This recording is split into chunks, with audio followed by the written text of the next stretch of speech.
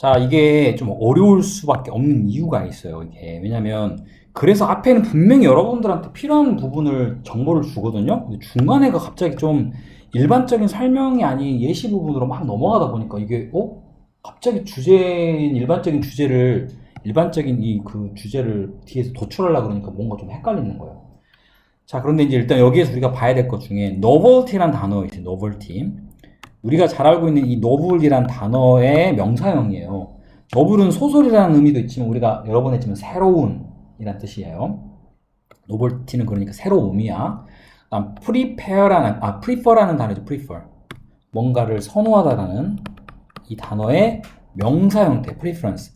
그러니까 새로움에 대한 뭐 선호 또는 좋아함이라는 것들이 우리가 이번에 주제가 되니까 빈칸 부분은 우리로 하여금 학습의 일종의 셋업할 수 있도록 해준다 라는 뜻입니다.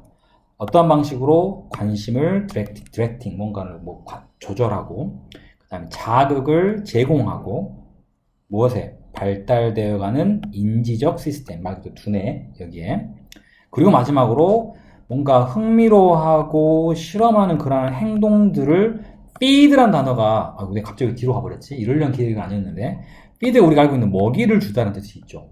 그 다음에 두 번째는 뭔가에게 사실 영양분 같은 걸 공급하다는 뜻도 있어요. feed가. 그런데 우리 책은 특이하게 뭔가를 만족시키다는 뜻, 이 세 번째 단어로 쓰입니다. satisfy처럼. 그래서, 세 번째로는 뭔가 뭔가 호기심이 많고 뭔가 실험하고 싶은 그런 행동을 만족시켜주는 그러한 방식으로 자, 학습에 대하여 우리를 뭔가 셋업하게 만들어주는 건 바로 새로움에 대한 뭔가 선호다. 새로움을 좋아한다는 의미입니다. 이게 결국은 학습에 큰 도움이 된다는 그런 내용이 연결되어 있는 거예요. 자, 일단 주제 부분을 떠나서 우리가 앞에 도입부 한번 보면서 얘기해 봅시다. 왜 이런 얘기 갑자기 나왔는지. 자, 우리의 두뇌는요, have evolved니까 과거치니까 쭉 발전해 왔다, 진화해 왔다. 뭔가를 기억한다라는 remember가 나왔습니다. 예상치 못한 어떤 일 같은 것들을 기억하기에 진화되어 왔습니다. 근데 중요한 건 이유는 왜 그러냐? 기본적인 생존이라는 것은 그 능력에 의존을 할 수밖에 없대요. 어떤 능력? 뭔가를 인식해. 왜 그런 게 생겼는지 그 원인을 인식하고 두 번째는 그 결과가 어떻게 될 건가를 예측할 수 있는 그러한 능력에 우리의 생존이라는 것은 기본적인 생존은 의존을 해왔기 때문에 뭔가 예상하지 못한 그러한 이벤트 같은 것들을 기억하는데 진화가 되어져 왔다라는 그런 내용입니다. 들으면 좀 이해가 잘 안 되긴 합니다만 너무 일반적인 설명이다 보니까 그런 것 같아요. 만약에 두뇌라는 게 어떤 하나의 이벤트를 predict, 예측한다면 그런데 선생님 여기에는 왜 그때 아까 가정법에는 과거 시제를 쓴다 그러는데 여기 현재 시제가 쓰여 있습니까? 라고 나한테 물어볼 수 있겠죠. 자, 이거는 하나 우리가 알고 갈게요. 왜냐면 얘는 가정법이라 하지 않고 조건문이라 그래요. 조건은 사실을 기반으로 한 게 아니에요. 사실을 기반으로 우리가 알고 있는 if 뒤에 주어 뒤에 과거형인 동사가 들어가거나 과거 완료밖에 들어가지 않는다 라고 이렇게 말을 했더니 어떻게 오해를 하냐면 if 뒤에는 절대 이 두 개밖에 없어 라고 생각해요. 그거 아니에요. 그게 아니에요. 이거는 뭐냐면 우리가 사실이라고 우리가 알고 있는 내용이 있을 때 예를 들면 뭐가 있을까요? 하늘은 파랗다. 아닌가? 하늘은 파랗다. 이런 거 우리가 알고 있는 사실이잖아요. 진짜 알고 있는 사실을 가지고 뭔가 그거 반대되는 내용, 그걸 가정이라고 그래요. 그런 거 할 때는 과거형을 쓴다거나 또는 과거에 있었던 사실을 가정으로 바꿀 때는 대과거에는 과거 완료를 쓴다거나 이렇게 쓰는 거고 자, 그럼 이 아래는 뭡니까? 이 아래는요, 사실이 아니에요. 예를 들면 두뇌가 하나의 이벤트를 예측하고 또 다른 어떤 하나를 경험한다는 이 행위가 실제 일어나지 않았는데 일어났다라고 이렇게 하는 게 아니고 이렇게 일어난다라고 우리가 가정해보자. 조건을 달아보는 거예요. 이거는 사실을 기반으로 하고 있는 그러한 가정이 아닙니다. 우리가 지금 현재 일어나고 있는 일에도 예를 들어서 지금 현재 일어나고 있는 일에도 만약에 내가 학생이라면 이거는 누가도 알고 있는 팩트죠. 난 학생이 아니잖아요. 그러면 사실을 기반으로 문장을 쓰기 때문에 당연히 과거형이 됩니다. 그런데 만약에 선생님이 어딘가 흘렸던 나의 그 명함이 내가 좋아하는 어떤 누군가 연예인이 나의 명함을 발견을 하고 나한테 전화를 하려고 마음을 먹었다라는 예를 들면, 근데 나의 명함을 선생님이 어디서 잃어버린 명함이 어딘가 있겠죠? 지금 명함 쓰지 않지만. 그런데 그 누군가가 내 거를 봤을 수도 있고, 지금 보고 있을 수도 있고, 알고 있을 수도 있고, 아닐 수도 있어요. 이거는 사실입니까? 아닙니까? 우리가 알 수 없죠?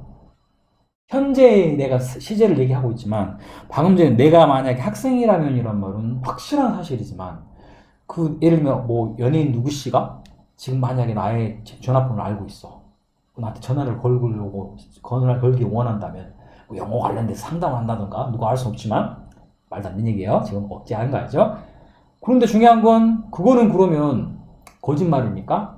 글쎄요. 그럴 수 있지 않을까요? 만에 하나? 이거는 사실 기반을 한 게 아니죠. 이런 경우는 보다시피 이렇게 현재형을 쓸 수 있는 거예요. 이해되셨어요? 자, 그래서 우리가 가정법이라고 해서 무조건 이거밖에 없다. 그거는 사실을, 팩트를 기반을 했을 때 이렇게 바뀌는 거고, 그 외에는 이런 식으로 씁니다. 자, 계속 가겠습니다. 자, 그러니까 여기가 현재 시제니까 사실은 뒤에 주절도 현재가 되겠죠. 왜냐면 가정법 이게 과거면 뒤에 들어가는 그 주절의 조동사 would나 could를 써야 되잖아요. 그것과 조금 이렇게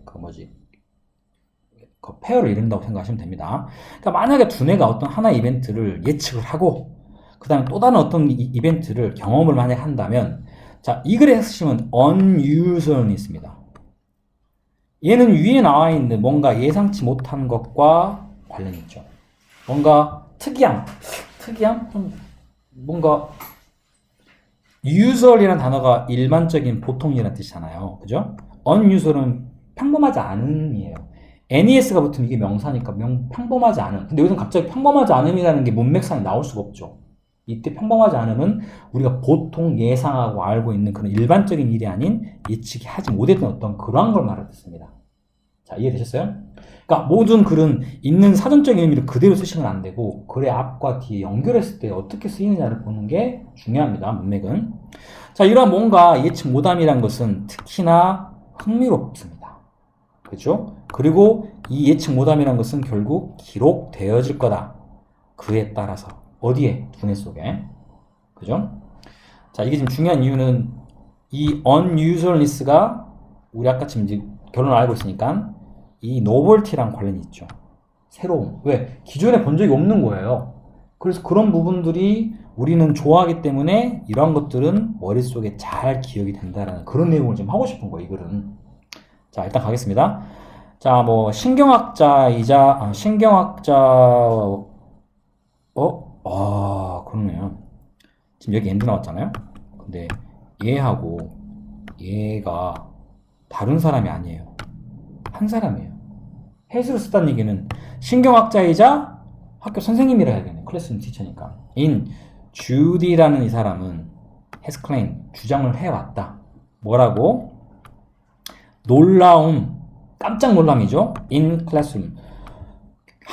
수업이나 학급에서의 어떤 깜짝 놀라움이라는 것은 one of the most effective, 가장 효과적인 방법 중에 하나다. 뭐 하는 데 있어서? teaching 하는 데 있어서 무엇과 함께요? 두뇌에 대한 자극이죠. 그죠? 이 마음에. 결국은 위로 가서 이 surprise는 결국 뭡니까? 얘는 얘를 가리키죠. 지금 전부 연결되어 있어요.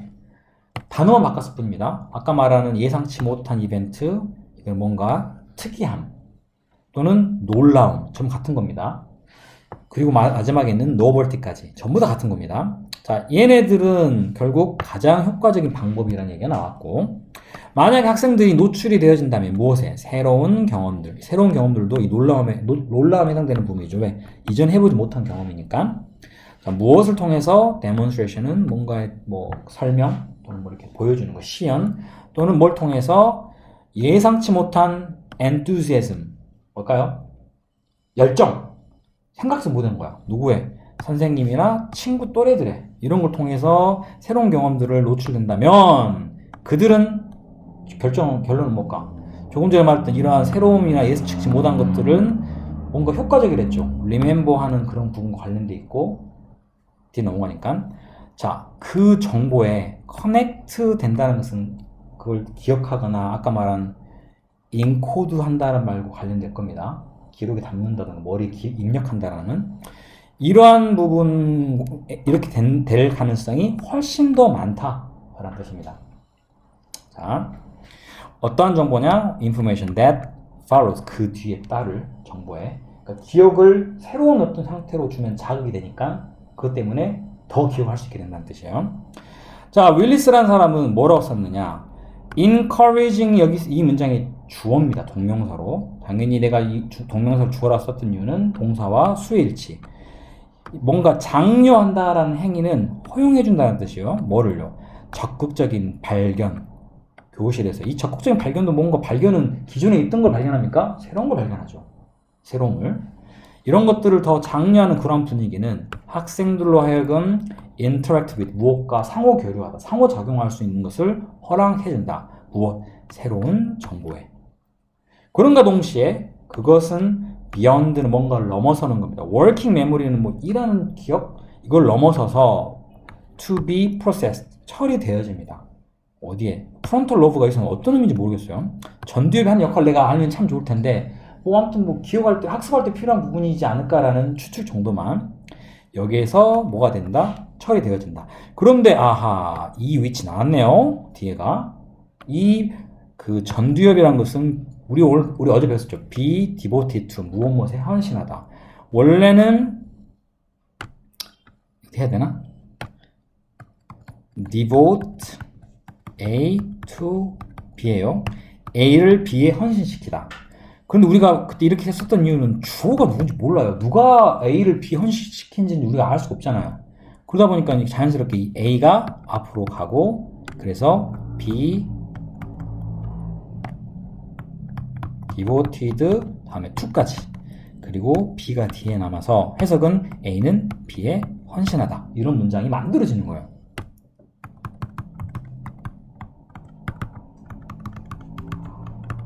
왜 자꾸 수동태 문장이 나오나 라고 쓰시면 특히나 얘는 지금 전치사 이거 우리 앞에 했던 내용들 중 여러 개가 이렇게 나왔던 것 같은데 내 기억에 자 그러면 일단 이런 형태가 들어있으니까 이 frontal lobe라는 것은 이게 A에 해당되겠죠. 결국은 향상되어져 있는 인지적 기능 너무 어려운 말이다. 인지란 뭐야? 뭔가를 이해하고 학습하는 걸 말해요. 이러한 기능에 큰 역할을 하는 그런 여기에서 처리가 되어진다. 그러니까 아까 말했던 뭐 학습이나 뭔가를 이해하거나 하는 이런 부분들. 결론은 뭐냐면 여기 부분이 뭐가 들어가든 상관없습니다. 왜냐하면 밑줄 부분은 항상 이 주제랑 관련있죠.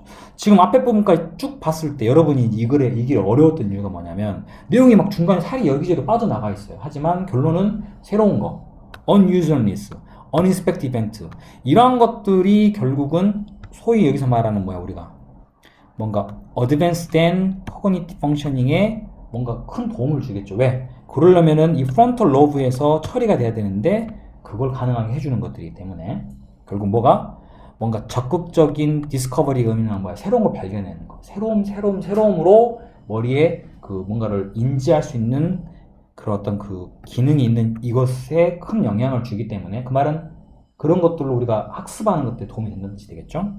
자, 그래서 결국 아까 말한 것처럼 이런 새로움에 대한 뭔가 선호, 좋아함은 우리로 하여금 학습을 하는데 뭔가 딱 셋업을 시켜준다.